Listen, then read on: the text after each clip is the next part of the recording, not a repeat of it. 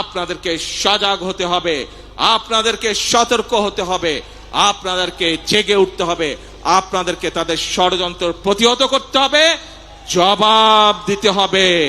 যেভাবে আমরা স্বৈরাচারকে 17 বছর ধরে জবাব দিয়েছিলাম, তারা চেষ্টা করছে এখন বিশ্ব দরবারে প্রথমে বাংলাদেশকে বিতর্কিত একটি অবস্থানে নিয়ে যাওয়ার জন্য। তারা চেষ্টা করছে বিশ্ব দরবারে বাংলাদেশ যাতে বন্ধুহীন হয়ে পড়ে। কিন্তু বিশ্ব দরবার দেখছে বর্তমান সরকারের পেছনে বাংলাদেশের মানুষের, জনগণের সমর্থন রয়েছে। বিশ্ব দরবার দেখছে বর্তমানে বাংলাদেশের যে সরকার, এই সরকার জনগণ দ্বারা গঠিত সরকার।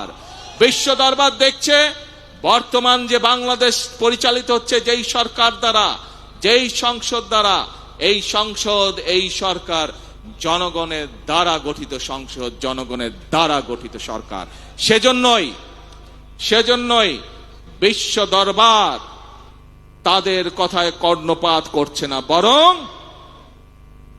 বিশ্ব দরবার জনগণের যে নির্বাচিত প্রতিনিধি, জনগণের যে নির্বাচিত সরকার, তাদের সাথে কথা বলছে কিভাবে তারা এই দেশে বিনিয়োগ করবে, কিভাবে তারা এই দেশে শ্রমিকদের ভাগ্য পরিবর্তনে সহায়তা করবে, কিভাবে তারা এই দেশের মানুষের ভাগ্য পরিবর্তনে সাহায্য করবে। প্রিয় ভাই বোনেরা, আমাদেরকে বিশ্ব দরবারের এই সুযোগ গ্রহণ করতে হবে। দেশের স্বার্থে, এই দেশের মানুষের স্বার্থে, সর্বোপরি এই দেশের শ্রমিক ভাইদের স্বার্থে। সেজন্যই আজকে আমাদেরকে চোখ কান সব খোলা রাখতে হবে।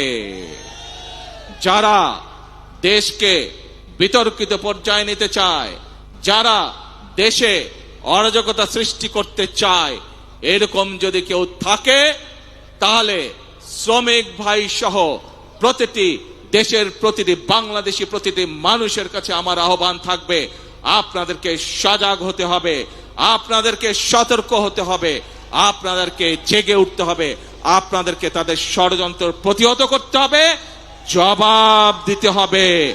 যেভাবে আমরা স্বৈরাচারকে 17 বছর ধরে জবাব দিয়েছিলাম। প্রিয় ভাই বোনেরা, কথা একটাই, কাজ একটাই, সেটি হচ্ছে দেশ গড়া।